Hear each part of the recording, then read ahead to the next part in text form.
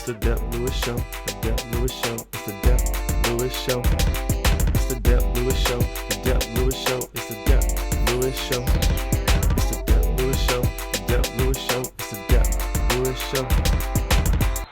Welcome to the Dep Lewis Show, episode 126. This is your host, Dep Lewis, and today is Sunday, April 27th, 2025.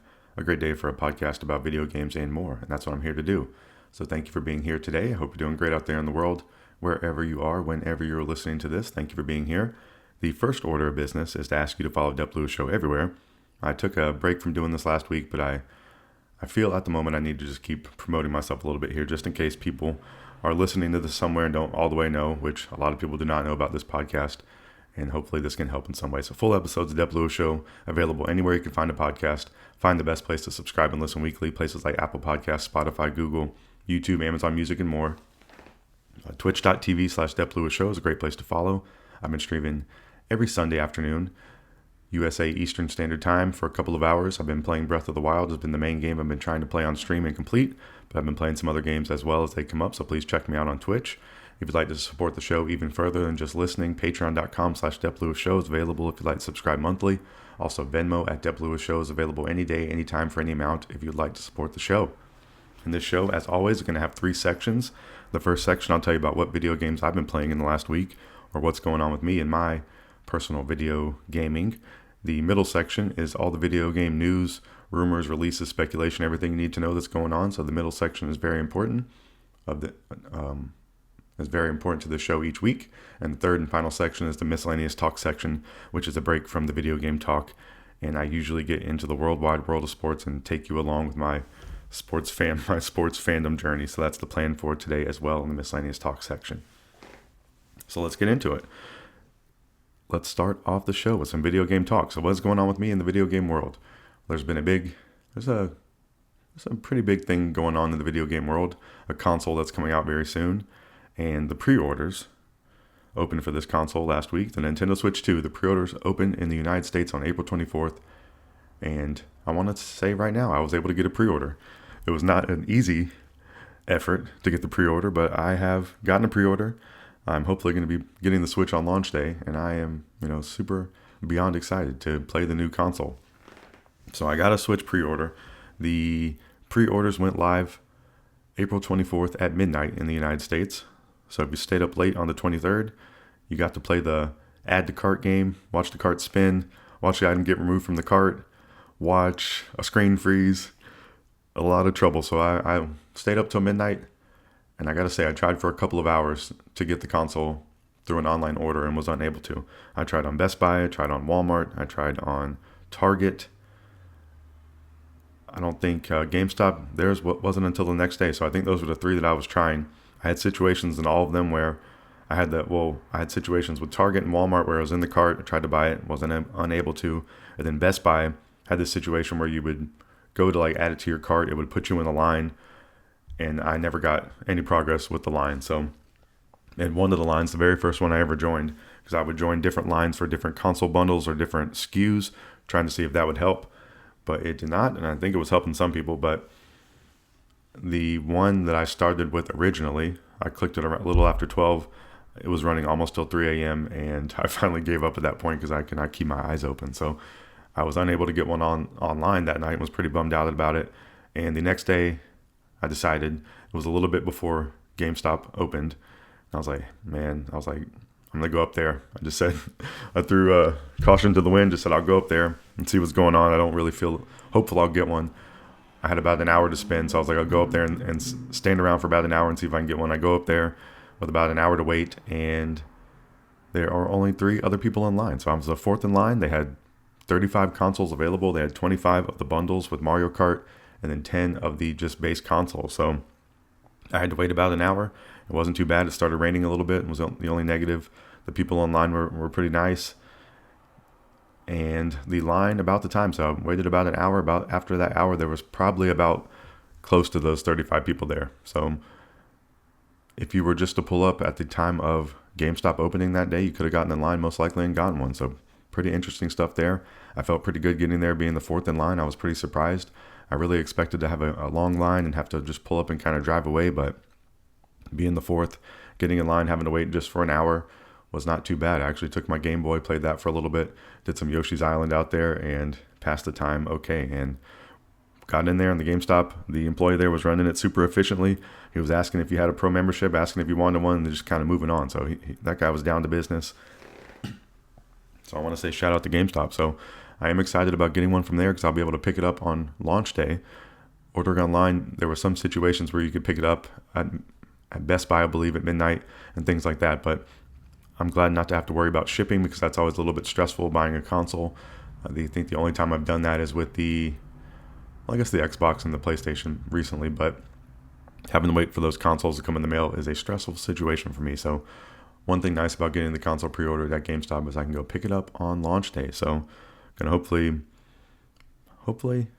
it's going to be very, very exciting and very, very awesome console. So I'm excited. So I got the Switch 2 pre-order completed, and I'm going to be playing Mario Kart on launch day. So I just bought the base bundle because it's a lot of cash to spend at one time. So I'm going to pick the Mario Kart up, possibly physically too. I wanted to maybe get a physical copy anyways of Mario Kart to go along with the Switch 2 console, and I've also pre-ordered Donkey Kong. So that one comes out a month later than the console, but I've also pre-ordered that, and we'll be getting a physical copy of that. And there's that whole argument about the game cards and things like that, but some of the games are still on the cards at this point. I think they're making it pretty clear, or somewhat clear, on the packaging if it's a key card or if the actual game is installed on the cart. A lot of murky stuff there. I don't really get into too much of it. I think I would actually. I would not want to buy just a complete token. I don't think that would be my thing because I don't really like displaying video games in general, but I do like collecting a little bit of video games that are extra cool. So I think Donkey Kong Bonanza is going to fall in that category for me. So that is what's going on. We also have the Tony Hawk release in July too, so that's something I want to play on the Switch too. So there are a lot of video games to play, a brand new console coming out, and one of the most exciting times of video gaming. So very thankful to have a pre-order in hand, and I'm looking forward to playing the Switch 2 on June 5th, 2025. So shout out to anyone who's got a pre-order out there. Hopefully, if you haven't gotten one, you will be able to. There's been some restocks going on. That's kind of the unfortunate part about this. The restocks are going to be a little bit more random at this point. It's nice having the official launch day because they're going to be available at this day at this time.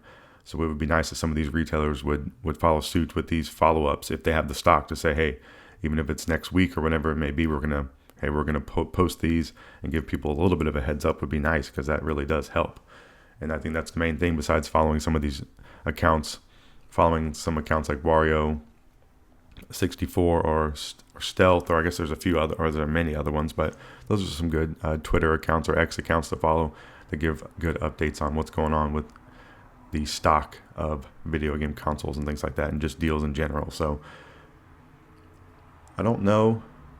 Yeah, I think it's going to be a little more random of how they're going to get restocked now. So that's the unfortunate part. So, but it does seem like the GameStop plan worked.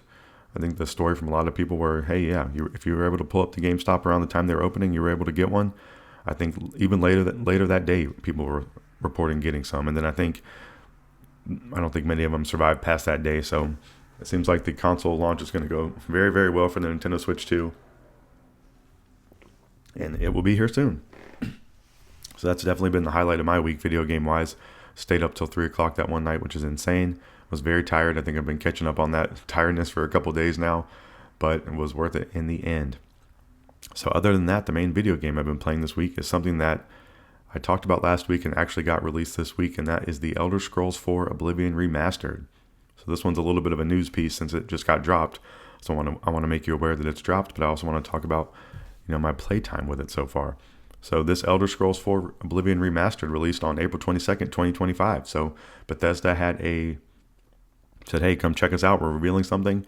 And during the video, right at the end, they said, hey, you can go play this later today. So pretty awesome. A shadow drop of Remastered Oblivion. So this released for Xbox Series X, S, PlayStation 5, and Microsoft Windows. It is on Game Pass, so that is how I decided to pick it up. I decided to pay for a month of Game Pass and downloaded this game immediately. So pretty awesome.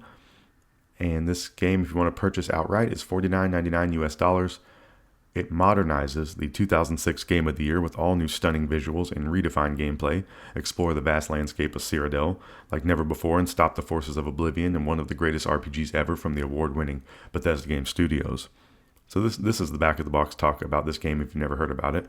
Rediscover Cyrodiil, journey through the rich world of Tamriel, and battle across the plains of Oblivion, where handcrafted details have been meticulously recreated to ensure each moment of exploration is awe-inspiring. Navigate your own story from the noble warrior to the sinister assassin, wizened sorcerer, or scrappy blacksmith. Forge your path and play the way you want. Experience an epic adventure. Step inside a universe bursting with captivating stories and encounter an unforgettable cast of characters. Master swordcraft and wield powerful magic as you fight to save Tamriel from the Daedric invasion. This version of the game is the complete story. Experience everything Oblivion has to offer with previously released story expansions, Shivering Isles, Knights of the Nine, and additional downloadable content in the Elder Scrolls 4 Oblivion Remastered. So I have played about 8 hours of this game this week, so that is a lot of playtime for me on a video game with the way that I sporadically play and jump around from game to game. But this has been a great nostalgic blast, and I think they've done a good modernization of Oblivion. So if you never played Oblivion, I think this is a great point to jump in. I think Skyrim's also a good point to jump in, but I think they've kind of put this game on par with Skyrim, or actually a little bit better at this point. And I don't know about that. I recently picked Skyrim to be my favorite of the Elder Scrolls, but playing this game, I think I would have to possibly reconsider that and make it this game. And my history with this game was I played a whole lot of this game back in 2006. It was either the first or second game that I got on the 360. And I played it like nobody's business. And, I don't even play video games like that anymore. But this is one where I was playing it for, 5 hours a day, stuff like that. And it's been a little bit of a resurgence with me, playing 8 hours this week of this game already. So it's been very fun. There's something about the open world that's so nice. I think they hit the medieval setting so perfectly in this video game. I think all the updated visuals look really cool. I think one thing I was comparing this game is now an Unreal Engine. So when you're walking around in this world, it does feel a little bit Fortnite-y. And I think that's kind of in a good way, because this game could feel a little bit, clunky, or I don't want to say more rigid in the movement from back in the day. And I guess that's, the gameplay from 2006, but they've done some updated things here. And walking around in the open world, it does feel a little bit more like you're walking around like Fortnite or something. So pretty interesting mix with the world of Oblivion, or the world of Elder Scrolls in general. So that's one thing I kind of noticed and was making a comparison to. I think one other thing I noticed that's really cool, I don't know if I noticed from back in the day, is when you look at the map in this game, you can see all the other territories from Elder Scrolls on the outskirts. So you can see Skyrim to the north, you can see Morrowind to the east, and you can see like Hammerfell and some of the other locations, I guess, from more of the early Elder Scrolls game. And I think that's pretty cool. I think there could be some kind of crazy world where they combine the world map in one game, possibly one day, or something crazy like that. But it's cool to see Skyrim at the top. I don't know if I ever noticed that or remembered that from back in the original Oblivion days, but just extra cool. The music in this game is phenomenal and amazing.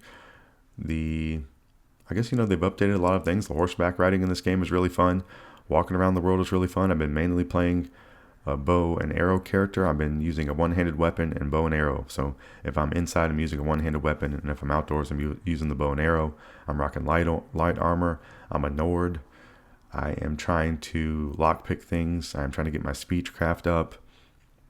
And this is one of those games where using your abilities ranks them up, so you can run around the world jumping around. It's going to increase your athletics and things like that. If you're using the bow and arrow more than your other weapons, it's going to increase your bow and arrow. So a lot of really cool things here in the Oblivion Remastered. I think they've done a phenomenal job of remastering this game. I think this is great for fans of the original. I think this could get a lot of fans into the series, fans who had never really been introduced to it. Skyrim came out in 2011, so a lot of younger people could view that as a really old game and not want to give it a chance. And this can be a perfect chance, especially with being on Game Pass, to introduce a lot of people to the Elder Scrolls franchise, which is one of my favorite video game franchises of all time. And it's basically just a debate between the Elder Scrolls games, which one is my favorite. So one of those is definitely on my top 10 list. It's just which one, or possibly multiples at some point, and just outstanding video game. So I don't really know how much of this I'm going to keep playing through, but it's been the main game I want to pick up and play on my Xbox this week. I've been making a lot of progress. I've been pushing the storyline a little bit, doing some of the side quests, but also just been walking around through the world and picking up things and and hunting and doing things like that. So it's been really fun. So I've been shooting my arrows, going to pick them up. I've been scouring the landscape. I've been a little bit scared to go in tunnels and caves and things like that, but this game is a giant open world. You do notice a little bit, you're not encountering too much on the road. There's things from time to time, but basically it's just a traversing and playing some Death Stranding, trying to get from point A to point B. But the nice part about this remastered is it looks a whole lot better. It feels better walking around the world even. So it's nice, and you have the music going, so it's just a nice atmospheric kind of relaxing vibe to it. And then once you get to the missions, I'm reminded of how cool they are. And a lot of them are just, go here, grab this, talk to this person. But they have such good like charm to them and unexpected things that happen. And the writing is good, and the different characters and the races and the backstories and just everything in this game is just extra cool, and they just nail it. So this is a perfect game, I think, to have remastered, and just a really great surprise. So I think this game has to go to the top of my list for favorite game of the year at this point for new releases.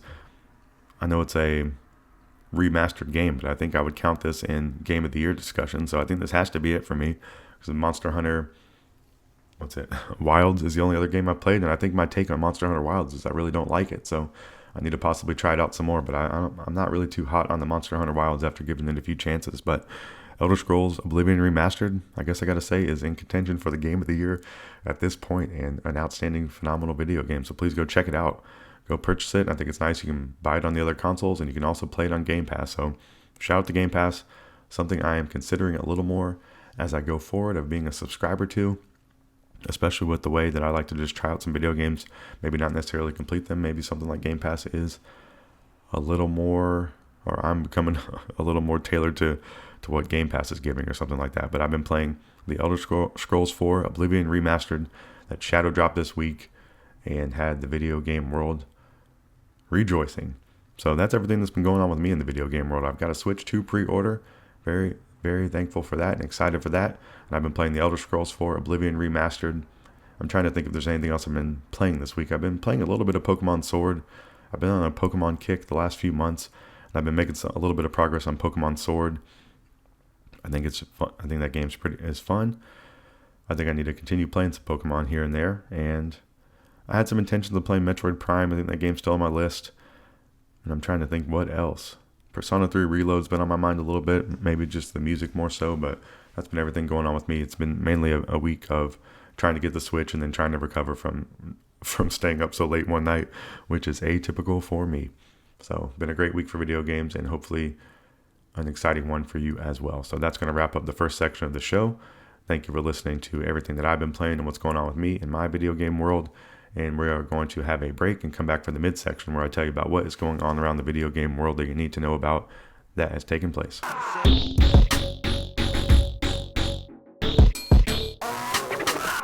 Welcome back to the midsection of Dep Lewis Show, episode 126. This is where I tell you about what is going on around the video game world that you need to know.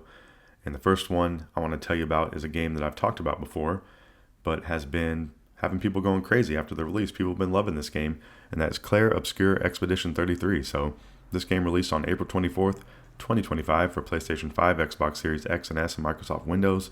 The developer is Sandfall Interactive. This is their debut game, and they got to be over the moon with the response and the reception to this game, and hopefully the sales numbers will be following suit. This game is $49.99 US, and the back of the box talk on this game is lead the members of Expedition 33 on their quest to destroy the Paintress so that she can never paint death again. Explore a world of wonders inspired by Belle Epoque, I think Epoque. I meant to look that up last week of how to pronounce that, but I did not. France, and battle unique enemies in this turn-based RPG with real-time mechanics. So this game, I've had some interest because of all the hype around it, and I've watched a few people play it, and I just don't know if it's for me. I think I do enjoy this style of combat. It reminds me of Final Fantasy VII Remake, of the turn-based combat that is also interactive, and I think it's really, really fun in that game. It's been the only time I've played a game like that, minus I guess maybe Yakuza has a little bit, Like a Dragon has a little bit of the similar style. There's a little more turn-based leaning, but I do think it's an interesting combat mechanic, and I guess we're going to see more games doing it, and this game is apparently doing it very well. The world is very dark. The enemies are kind of scary. I think that's some of the stuff that turns me off about this game, but some of the hype around this has really just been piquing my interest just from the amount of people talking, loving this game. But I don't think it's completely sold me on it yet, but I just want to put it on people's radar out there that this game seems to be, blazing the streets with the hype of this game. So Clair, Obscur, Expedition 33, go check it out. You might be interested in it. It might just not be my cup of tea, but I think it's a lot of people's cup of tea, and hopefully they are selling a lot of these cups of tea. So Clair, Obscur, Expedition 33, available now. Another game that's available now that has been drawing my interest a little bit just from learning more about it. And this is a game that came out in 2019, and another game that Sony is remastering. And I was expecting it to be released more recently. So, 6 years for Sony to do a remaster, that's pretty much an eternity with these days. But Days Gone has now had a remaster. So Days Gone Remastered is available right now. It released on April 25th, 2025 for PlayStation 5 and Microsoft Windows. It is PS5 Pro Enhanced, if that matters to you. It is $49.99 US, so not a full price game there as well. So another nice option out here. And what is Days Gone Remastered? This is their back of the box talk, and this is them asking that question and explaining it to us. So what is Days Gone Remastered? Ride into a desperate dog-eat-dog world in the definitive Days Gone experience. Fight to survive an enemy environment ravaged by a deadly pandemic as former outlaw biker Deacon St. John. So pretty wild. This game came out in 2019, and the whole COVID-19 pandemic took place in 2020. So, hell of timing right there. Risk the threats of the broken road on the back of your trusty drifter bike as you face terrifying hordes of relentless feral freakers, as well as dangerous gangs of humans. Unpredictable weather and different times of day and night can cause incredible danger and shocking surprises, and everything wants you dead. So this game could have suffered a little bit from the timing of the release, of people not wanting to play a video game in a world that a pandemic is going on. But Last of Us 2 also released around the similar time, and the world is in like a post-apocalyptic state kind of thing there, but which might have felt like that in the current time back in those days. But so this might shine some new light on this game. Maybe people passed on it back in the day. Definitely seems like a cool thing to me. I like a lot of the things that this game talks about doing, so I don't really know what's missing here. So it could be something I try at one point, especially if it goes on sale at some point. But Days Gone Remastered has been released. All right, there's not too much video game news actually to report this week. The Oblivion remaster was the biggest thing I would say that happened this past week, besides all the Nintendo Switch 2 pre-ordering. But Ghost of Yotei, the follow-up to Ghost of Tsushima, has gotten a release date announcement. So that is going to be on October 2nd, 2025. So pretty exciting there. I think that Ghost of Tsushima is a very high-quality game, and Ghost of Yotei is looking like it's going to up the bar a little bit even. So looking incredibly cool. This releases for PlayStation 5. The developer is Sucker Punch Productions. So Ghost of Tsushima is something I need to go back and play some more of. But Ghost of Yotei is set 300 years after the critically acclaimed Ghost of Tsushima. Ghost of Yotei is a standalone experience set in 1600s rural Japan. The story follows a haunted, lone mercenary named Atsu. Thirsty for revenge, she travels through the beautiful, rugged landscapes of northern Japan, hunting those who killed her family many years earlier. 16 years after her family's death, Atsu's quest across Ezo brings her to unexplored lands and in search of a gang of 6 outlaws, but she finds much more than vengeance. Throughout her journey, Atsu will discover unlikely allies and greater bonds than she could have imagined. So, if you want to see a game that has a beautiful, amazing art style and graphical fidelity, this is one, so please go check that out. And if you like third-person action games, this is a definite one to put on your wish list. And it is going to be available, Ghost of Yotei, on October 2nd, 2025. So that is the news there. All right, what is going on with some PlayStation 5 UI? There has been an update there, and I've meant to go check this out myself, but I don't think I've booted up the PlayStation 5 this week. But maybe I just haven't noticed this. But the PlayStation 5 UI has gotten an update, and a very cool thing that is an update that has a return feature, and that is the classic console designs for the PlayStation 5 UI returns. So they have said, due to the overwhelming response during our 30th anniversary celebrations, where we surprised our fans with a limited time selection of nostalgic customization features for the PlayStation 5 UI to honor the 4 PlayStation consoles that have paved the way for PlayStation 5, PlayStation 2, PlayStation 3, and PlayStation 4, we're happy to bring back the look and feel of the 4 console designs for players to customize the home screen on PlayStation 5. So that is extremely cool, and I did mean to go look for that in the settings this week because I really did enjoy that during the 30th anniversary celebration and thought it was and people were clamoring during that, hey, we love this and please continue this. And it only took them a few months to put it in place permanently, and I think that is an outstanding job by Sony here on updating the classic console designs in the PlayStation 5 UI. I think back when this was going on, I was mainly using the PlayStation 2 one. I did the PlayStation 3 some, so I think the battle between the most nostalgia for me would be between those. And I think it would possibly have to be on the PlayStation 3, but really cool to have these features in there. I think the PlayStation's been doing a great job of updating some of their user interface stuff, so kudos to them. I think it's cool. They have that nice kind of welcome screen you can customize in there now for yourself. They have these themes that are permanent in there. I think that's one of the coolest things they've done UI-wise, just as an aesthetic thing, and just extremely cool. So go check that out. Please go play with that in your settings and pick your favorite console that you want your PlayStation 5 to sound like. It can sound like a PlayStation 1, 2, 3, or 4, or even a 5 if you want to, just to leave the base settings. All right. And what else has taken place in this PlayStation 5 UI update? There has also been updates to the audio focus. So this will increase immersion by providing presets to amplify soft sounds to meet your hearing preferences, ensuring a clearer audio experience when using headphones or headsets. This feature supports broader accessibility in audio experiences. When the audio focus setting is turned on, you can choose from a range of preset options, which makes it easier to distinguish sounds like in-game character dialogue, subtle sound effects such as footsteps and rustling grass, as well as voices in party chat for a more immersive gaming experience. So, this one is definitely more of a technical update, and just good on them for improving things and having it be free and putting it into update and working on their console and working on the design and making things better on the periphery. I think I've said that word before, and I think I've maybe used it incorrectly, and maybe I'm using it incorrectly now, but I'm going with it again. But some cool updates, especially the 30th anniversary celebrations added into the PlayStation 5 UI. So pretty great stuff there with the PlayStation 5. And the last thing I want to talk about in the midsection this week is the Nintendo Switch 2. So I placed this back here at the end of the midsection as a placeholder for the console release. So just want to, make everyone aware. The Nintendo Switch 2 is coming out on June 5th, 2025. It's on a Thursday. And this is a section for all the talk and updates about the Nintendo Switch 2 week to week. So the one update this week is they are selling the Switch 2 GameCube controller, and they've announced that this will work with other Switch 2 games, not just GameCube Classics. So that's pretty good there. And the other talk this week, the other rumor thing that was going on was is it possible there's a new 3D Mario around the corner? So I would say all signs are pointing to yes.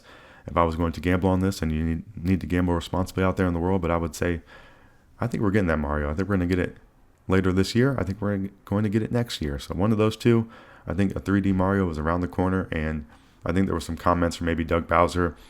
He didn't dispel the rumor.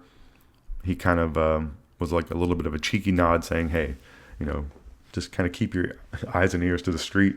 And that's what I'm here to do on the Dep Lewis Show. So I don't really have any other Nintendo Switch 2 updates or thoughts or rumors or speculation from this week. We kind of, I guess we have people still scrambling for pre-orders, trying to figure out their pre-orders, and people deciding what games they're going to purchase and waiting on the console. So we have about a month now until the console comes out. So it's going to be cool to get one in my hands, and hopefully a lot of people out there in the world will have one in their hands if that is what you want. So go Switch 2. I am excited for you. All right, so that is everything I have for you this week on the midsection of the show. That is all the video game news I have to bring to you that I want to put on your radar. So we talked about Clair, Obscur, Expedition 33. We talked about Days Gone Remastered, Ghost of Yotei. We talked about the PlayStation 5 UI updates.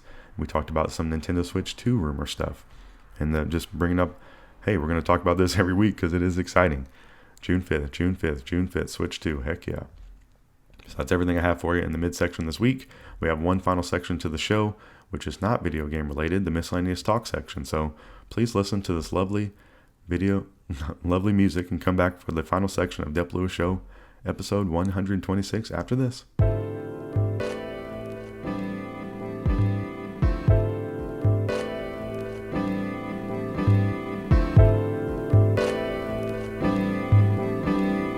Welcome back to the final section of Dep Lewis Show, episode 126.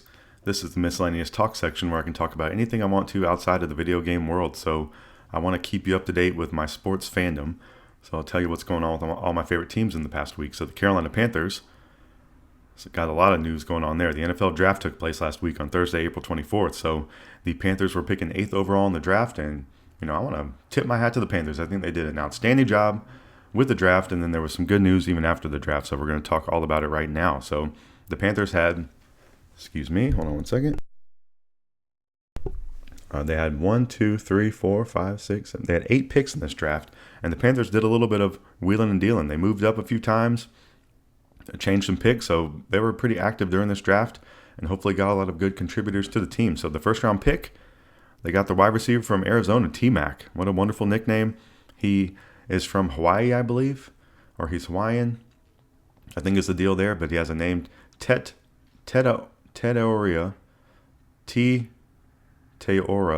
McMillan. So maybe that's what it is. I've never really given it a chance, but he said to call him T-Mac. I think that's an outstanding nickname.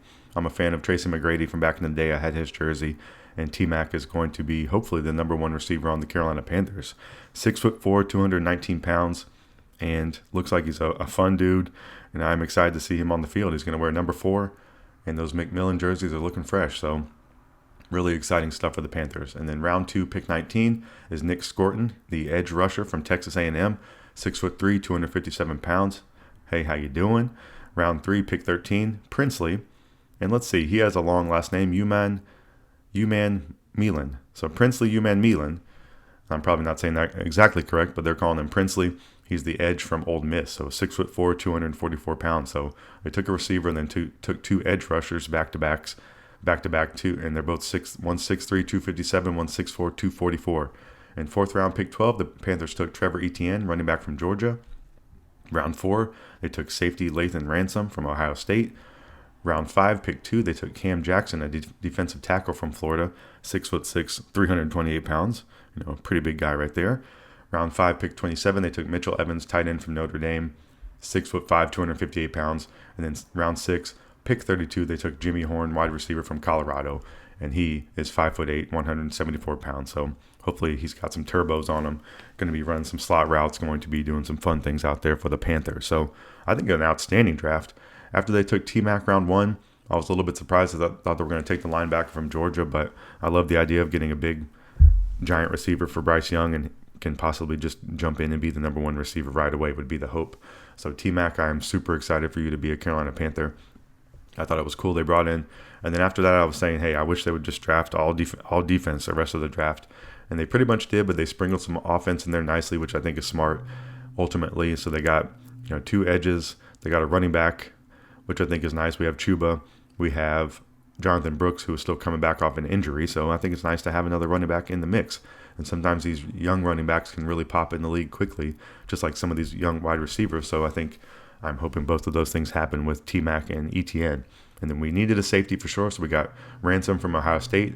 Always use some help on the defensive tackle front. We had Derek Brown get injured last year, who was an amazing player, but having some help with him or even possible, backup or whatever it could be, learning from him kind of thing, getting Cam Jackson in there, a giant of a man, so that's awesome. Getting a tight end, he was wearing number 88 at Notre Dame, so I think that's a good thing. Could hopefully come in and be somewhat like Greg Olsen, that would be nice. Just number-wise, I guess 88's a popular tight end number anyways. And then Jimmy Horn getting another wide receiver, getting Bryce some weapons. So I think outstanding things have been done here in the draft for the Panthers. Cam Ward went first overall to Tennessee was another thing. Shador went in the 5th round to the Browns. I'm trying to think. A few other quarterbacks were taken, and I think the Panthers did an outstanding job, so I'm excited. And then announced after the draft, the Panthers picked up the 5th-year option on left tackle Ike Ekwonu. So Dave Canales said about Ike back in the spring, this was kind of, I guess, alluding to this option being picked up, but he said, I think Ike showed us he's a dominant run blocker. I think he showed us that he is very reliable in the past in pass protection. I think he'd be the first to tell you, cleaning up some hand placement things, some footwork stuff. Those are all goals of his. But I think we got our left tackle. I love playing with having Icky over there and having Timo Taylor Morton on the right side. I feel pretty good about just playing ball against pretty much anybody, said by head coach Dave Canales earlier this spring. So I think Icky has had some learning curves early on in his career, but haven't we all, or haven't a lot of people in the NFL? He's also a giant man. He seems like a really cool, nice guy as well. So I think outstanding. They're picking up his 5th-year option. Hopefully they can get an extension done. That is a good price point for Icky and for the team. So great stuff. I think all this stuff going into the season, the Panthers should be winning some games. I don't think they're going to win the Super Bowl, But do I think they can compete for the division? Yes. And do I think they should be competing for the division? Yes.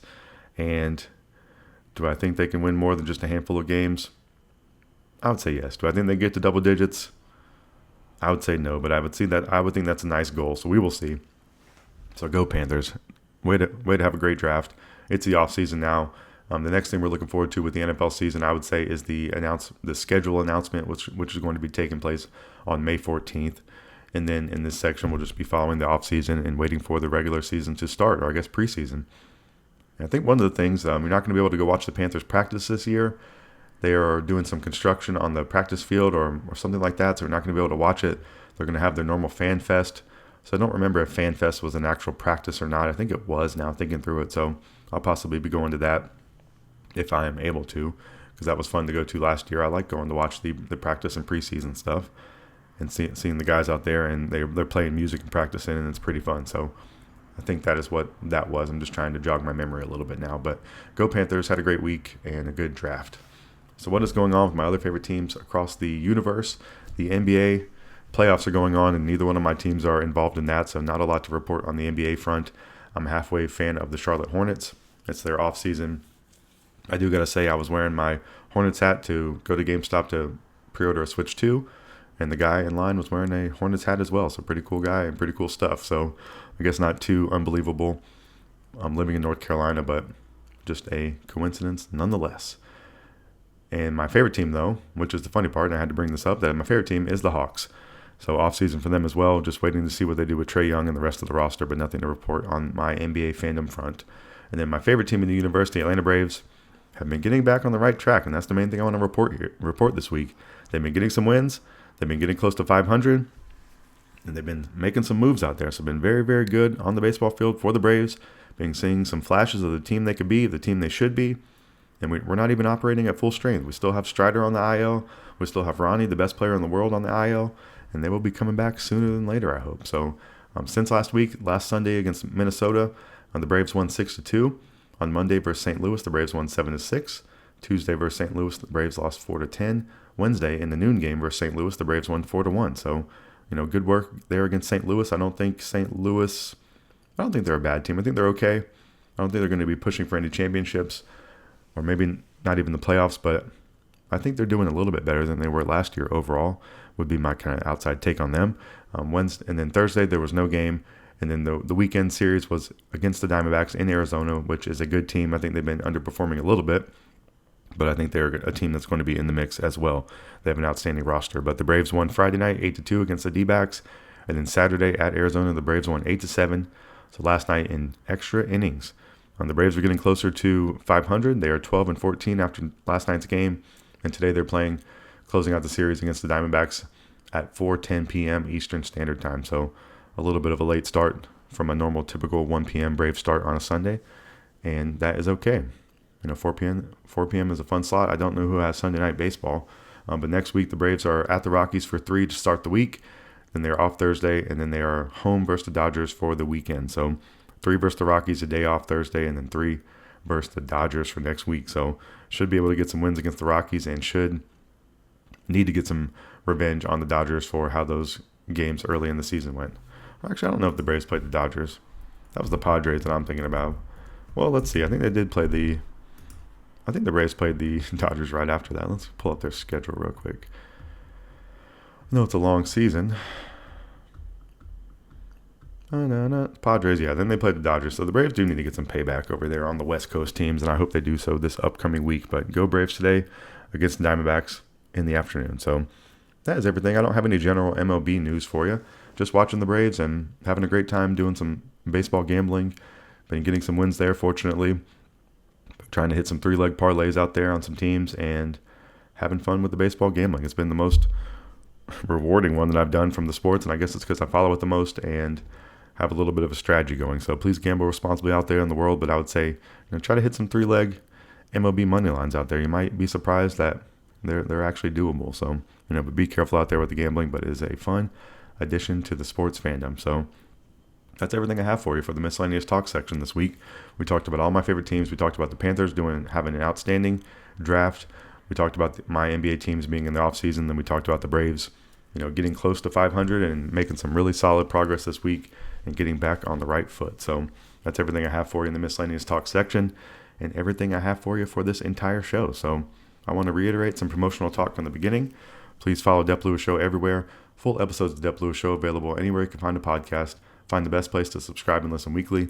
Places like Apple Podcasts, Spotify, Google, YouTube, Amazon Music, and more. Twitch.tv/Dep Lewis Show is a great place to follow. Catch me streaming every Sunday afternoon, Eastern Standard Time, for a couple of hours on twitch.tv/Dep Lewis Show. If you'd like to support the show even further than just listening, patreon.com/Dep Lewis Show is available if you'd like to subscribe monthly. Also, Venmo at Dep Lewis Show is available any day, anytime, for any amount if you'd like to support the show.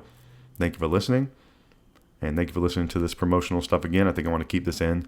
This show, I think I have a really great structure for the show. Having the 3 sections, mainly being a video game news show, but allowing me to talk about my own video game stuff some, allowing me to talk about other interests, mainly sports outside of video games, but mainly keeping this to be a video game news show.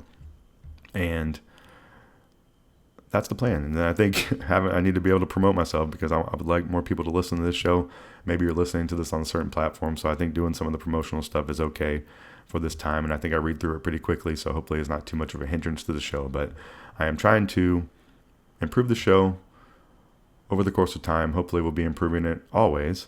And I'm happy with the base structure of it. And this is just a little bit of talking about it since I tried something new last week and then switching it back kind of the normal format this week. And I think I enjoy the normal format for now. So, thank you for being a Dep Lewis Show listener.